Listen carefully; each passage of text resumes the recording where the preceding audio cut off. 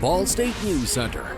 This is Newslink, Indiana, in high definition. Welcome to Newslink, Indiana. I'm Madeline May. And I'm Stephen Prosser. Thank you for joining us. The Ball State University Police Department has a new assistant police chief. He brings with him a commitment to strengthen and maintain the relationship between police officers and students. Newslink, Indiana news reporter Andy Wright has more. James Duckham comes to Ball State from New York State with over 20 years of police experience. That experience would pay dividends. 4 days prior to his arrival, the Ball State police chief and assistant police chief both retired.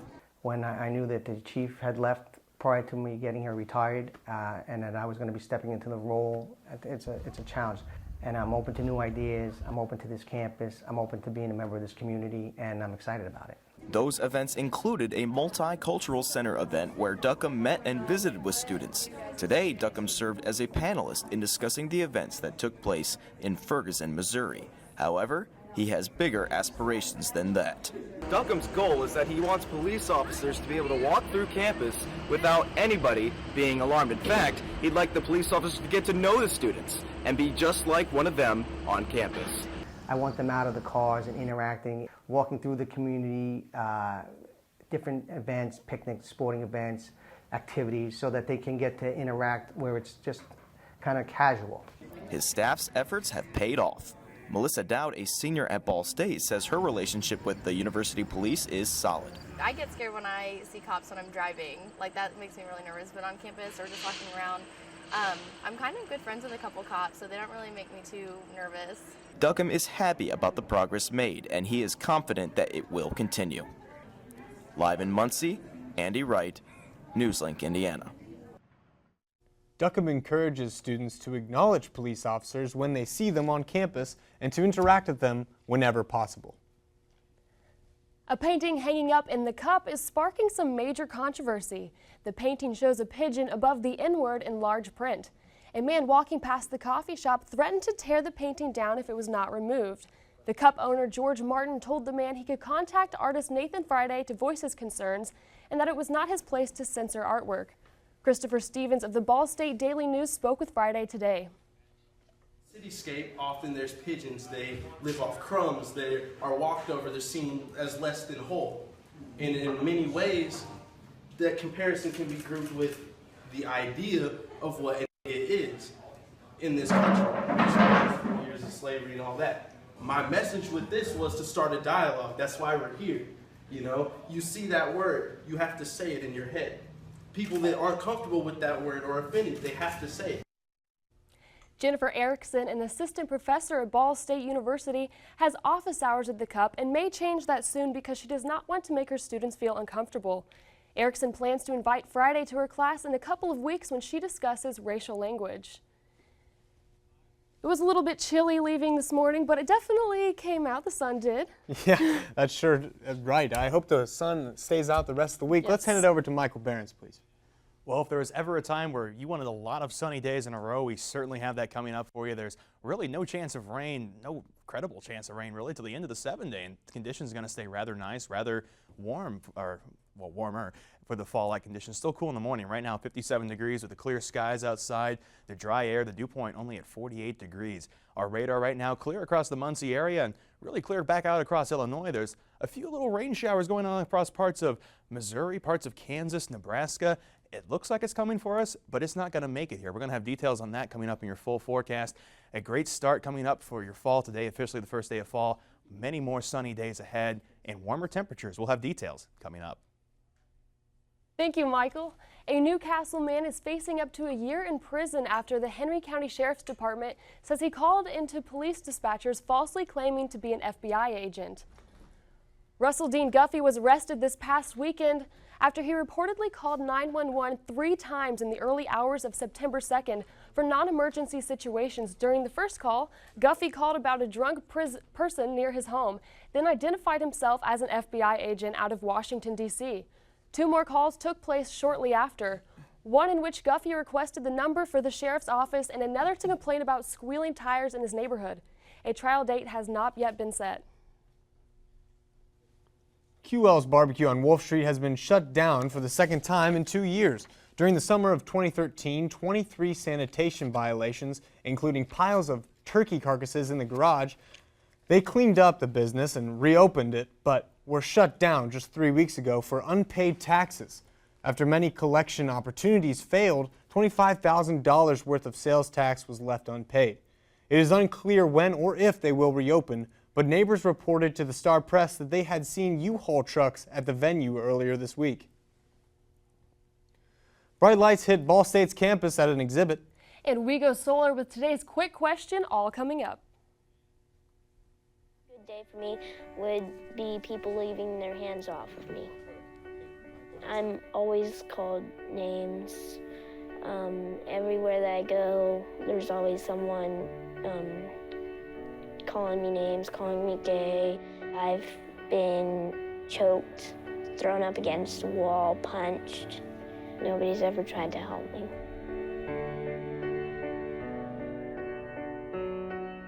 Newslink, Indiana.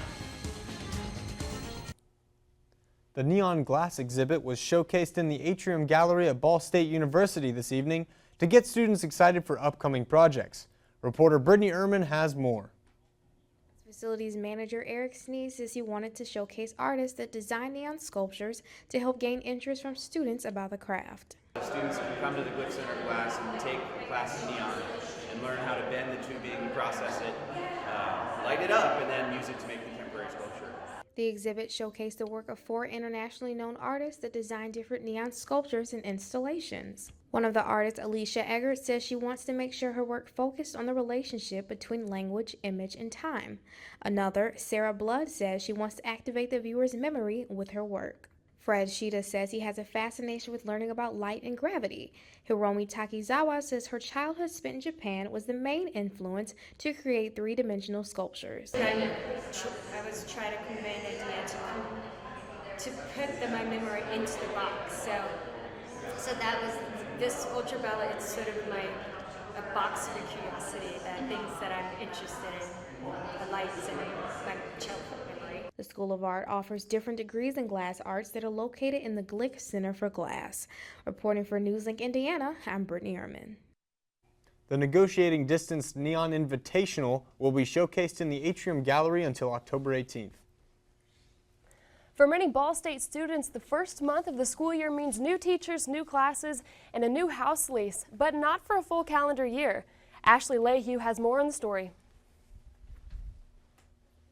For student renters scrambling to find houses and sign leases, 11 months before they will actually live there. As a first-time renter, Emily Truelove expresses her concern with this hectic house hunting process. It definitely makes me very nervous having to sign so early. I just know how much can change in 11 months, and having to sign something as serious as a lease that could cost me hundreds or thousands of dollars to break or have to change or whatever. For Truelove, as well as most students looking for houses in the Neely Street area, the decision had to be made in a matter of days. I absolutely felt rushed. We started the process on Tuesday and had to decide by Friday what we wanted to do. So it was definitely really nerve-wracking. Landlord Joyce Weaver of M&J Properties owns a total of 29 houses in the Muncie area, and all but 8 have been leased in the last 2 weeks. Weaver has students contacting her as early as June 1st, a date that seems to get earlier and earlier every year. It seems to get earlier every year. When we initially started re-signing, it was October 1st. But now most of our houses are gone by October 1st. So the students dictate when we start showing houses because they start calling and they start looking. So landlords are competitive. Ball State sophomore Brennan Crooks worries about another big issue, finding compatible roommates a full year in advance. There's a lot that can happen in between now and next year, like with the house or, unfortunately, maybe the roommates, so well, hopefully that doesn't happen. In Muncie, I'm Ashley Lehue for Newslink, Indiana. Other schools are implementing ordinances to put a time limit on how soon landlords can seek new tenants. One case is in Ithaca, New York, near Cornell University. Today is the first anniversary of discovery of Neptune. We're talking Neptunian years, which are equivalent to 165 Earth years. Mackenzie Salmon has more with your quick question of the day. Mackenzie? Thanks, guys. I'm here at the atrium right now, and in honor of the 165th birthday of Neptune, I am here asking students if they can name the planets in order for me for your today's quick questions. Mercury, Venus, Earth, Mars, Saturn, Jupiter, Uranus, Neptune, and Pluto's not technically a planet anymore, but... The ones I know, like Venus, Mars, Jupiter, Neptune,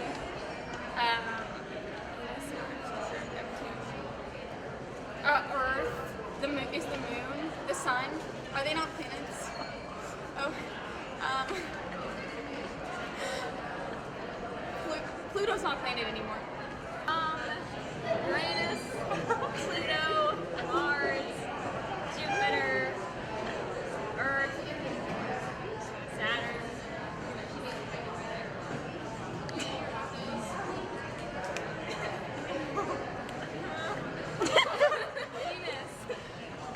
And that's all for your quick question. I'm Mackenzie Salmon. Back to you guys at the desk. Thank you, Mackenzie. Ball State will be recognized along with institutions from all over the world in October for its online education programs. The university will be awarded the Excellence in Institution-Wide Online Education Award from the Online Learning Consortia for the year 2014. This organization gives resources for online learning to many schools throughout the world. According to Jennifer Bott, Ball State's Associate Provost for Learning Initiatives, over 11,000 Ball State students have been enrolled in at least one online course in the past year. The consortia will present the award to Ball State in October at their annual conference. Kohl's is in trouble with the Humane Society again after their fall fur trim parkas were discovered to be raccoon dog fur. This is the second report in a year where Kohl's has mislabeled the fur on one of their items. Their previous offense was last December when they claimed their handbags were lined with rabbit fur. The raccoon dog originates from Asia and is a member of the domestic dog, fox, and wolf families. The Humane Society outreach manager thinks that Kohl's should eliminate fur from their products entirely. Next up, a look at weather with Michael Behrens. We'll be right back. 30 seconds can save you a lot of money. Just do your laundry in cold and stick to full loads. Auto sleep your computers. Plug your gadgets in a power strip and switch it off when you're done. Headed out? Turn back your thermostat by 10 degrees. And drive sensibly. The more energy you save, the more money you save. Find other great tips at energysaver.gov. This is Newslink, Indiana. Today marked the first day of autumn, and we are definitely feeling that fall weather. That's true. It's good football weather out there. Let's see if that maintains. Let's hand it over to Michael Behrens. That fall-like pattern's definitely going to continue. The cooler temperatures, we do have a bit of a warm-up on the way, but not quite yet. Today, though, very fall-like. Let me step out of the way of this time lapse for you. The sun came out today, the crystal clear skies. We started off in the 40s, so man, it was pretty cool outside, but we definitely warmed up after that. Back into the 70s. And we ended the day clear skies as well. Right now here in Muncie, we've cooled back into the 50s, 57 degrees, and you can see this large area of cooler conditions. That's because of this high pressure system over there. It's providing us with that stable air, that sort of Canadian cooler, drier air. And you can see that on our radar as well. Our radar right now pretty much dry across the Muncie area. The same can be said for Illinois, but back out toward the west, there's a rain system moving through parts of Missouri, back into Kansas, parts of Nebraska. It looks like it's heading toward us, but it's not going to get here. We take a look at the winds right now. This high pressure system is bringing us these winds out of the east, out of the northeast, and it's bringing us that cooler air and again that dry air. The dew points right now, you can really see what I'm talking about. The dry air here, 48 degrees the dew point in Muncie, 47 in Indianapolis, 51 Lafayette. As far as those stickier conditions, those are near the 60s. We're not experiencing anything like that. And even drier tonight. Take a look at this, 38 degrees in Indianapolis for the dew point, 41 Muncie. Precision cast continuing on into tomorrow. It does pick up just a little bit, but not a lot. It's still in the 40s here in Muncie, 53 in Indianapolis, and that's really going to help to really just kill off that rain system before it ever gets here. It's not going to produce any precipitation for us, maybe just a few scattered clouds, and that's backed up by our Precision Cast product here. As we look toward the future into Wednesday, not a whole lot going on tonight. The skies remain clear, and that can be said for most of tomorrow morning. It's almost like a wall. As you get toward the Indiana border, these clouds just fall apart. This air just too dry to support that precipitation, to support that moisture in the atmosphere. As we go into Thursday, a few more clouds make their way into Indiana and a little bit more in the way of cloud cover by Friday. But again, still just too dry for any of the precipitation to hang around. These clouds fall apart and we're once again clear by the weekend. Now, what can we expect for the overnight tonight? 44 degrees, clear and cool, an east wind at 3 to 8 miles per hour. And the conditions really continue for tomorrow. Clear skies, sunny temperatures, an east-southeast wind at 3 to 8, 74 your high. And now our 7-day forecast here, it's really just sunny. Sunny all the way across the 7 days. 75 by Thursday, mostly sunny. Friday, mostly sunny, 76. We do start to warm up by the weekend. 78 degrees your high Saturday, 80 on Sunday. Monday, a few more clouds around 78. Rain chances start to sneak back in by Tuesday of a high of 79. We're not really sure if that's going to be a Tuesday rain or a Wednesday rain. It's still a little too early to tell, but we're keeping those chances in there just in case that develops on Tuesday. Newslink Indiana will return after the break. So, I got this new family, and I don't know what it is about this one, but she can't seem to put down that toy all day long. Tap, tap, tap, tap. Oh, and she even talks to it. She talks to that more than she talks to him. What's up, bro? Nice shirt. Who's she talking to? Her mom? She talks to her mom a lot. Is Newslink Indiana. Welcome back to Newslink Indiana. It was a beautiful day for golf as the women's golf team hosted their Cardinal Invitational at the Players Club in Yorktown. And the Ball State basketball team received some good news this evening. Jonathan Chapman has the full story in sports. Thanks, guys. It was a beautiful first day of autumn on the links today as Ball State women's golf team played the final round of the Cardinal Invitational. The Cardinals came in today looking for a first-place win as Megan McDougal led after the first round. But it was not meant to be, though, as McDougal went on to shoot a second round 81, leaving her at 6 over par. Still good enough to finish 8th in the 99-player field. The Cardinals were led by Kelsey Sear of 5 under for the tournament as she scored a 77 today following an impressive 72 yesterday. Tied for 11th was Carly Dobis, who shot a 74 on the day and a 7 over for the tournament. Rounding out the top of the scoreboard for the Cardinals were Jenna Haig shooting a 12 over for the tournament, Morgan Nadling at 13 over, and Mary Ellen Romero carding a 14 over. As a team, Ball State placed 6 out of 16 teams. Eastern Michigan defeated the in-state rival Western Michigan for first place in a playoff. Kylie Rains for Eastern Michigan sealed the victory when she holed out from 130 yards for an eagle. The Cardinals take a week off now before returning to action October 6th and 7th when they travel to Cincinnati Bearcat Invitational in Mainville, Ohio. And the Yorktown Tigers are getting back to work today, coming off their victory last night against the Westdale Warriors. The Tigers defeated the Warriors in 3 sets to give them the sweep. The match started with a close first set that Yorktown pulled out 25-22. To start the second set, the Tigers jumped out a 23-13 lead before Westdale went on a 5-0 run to make it 23-18 before Yorktown finished out the set 25-20. And in the third set, Yorktown put the game away, winning big 25-10 to improve to 14-4 on the season, dropping Westdale 16-2. The Tigers will continue to prepare for their next matchup tomorrow night when they travel to the south side to take on the Cohen Blackhawks. And Ball State basketball has their first verbal commitment of the 2015 class. Trey Moses, the 17-year-old 6'9" center from Eastern High School in Louisville, has declared he will become a Cardinal. On Twitter, Moses declares he will be a Cardinal, saying, "I have verbally committed to Ball State University, #ChirpChirp, #D1Bound." The center averaged 11.4 points per game while shooting 68% from the field. Moses also pulled in 7.1 rebounds per game. The final decision came down between Ball State, Towson, and the Virginia Military Institute, with Ball State ultimately winning out. Moses will be a freshman to start the 2015-16 season for the Cards. And guys, another little bit of news. Willie Snead, the former big wide receiver for Ball State, signed with the Carolina Panthers practice squad today. Wow. This will be his third team now this season. Wow. Well, next up, Newslink Entertainment. Stay tuned.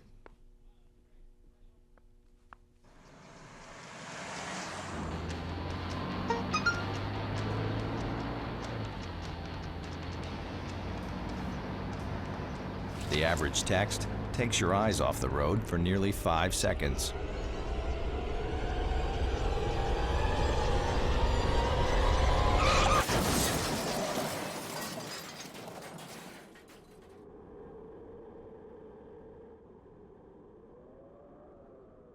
This is Newslink, Indiana. Welcome back to Newslink, Indiana. I'm Bailey Weaver with tonight's entertainment news. Muncie's Miniatrista is preparing for a silent auction this Saturday to sell painted violins that have recently been on display. The 14 violins differ in designs and colors and range from intricate swans to a picturesque winter day. The auction is sponsored by the university and is held to raise money for future renovations in celebration of Emmons Auditorium's 50th anniversary. Tickets to the silent auction are open to the public and are $75. Seating is limited, so it is suggested to contact Breanne Talbot at btalbot@bsu.edu. Actress Emma Watson is experiencing unfortunate consequences regarding the speech she gave to the United Nations this past Saturday. Business Insider reports that a user on 4chan, the same website used to expose nude photos on celebrities recently, is now threatening Watson's fate. No evidence is available to affirm that those photos of Watson even exist. The Goodwill ambassador spoke about gender equality and the campaign she is assisting in launching called He for She. Here's a short clip to summarize some of Watson's main points. Men don't have to be aggressive in order to be accepted. Women won't feel compelled to be submissive.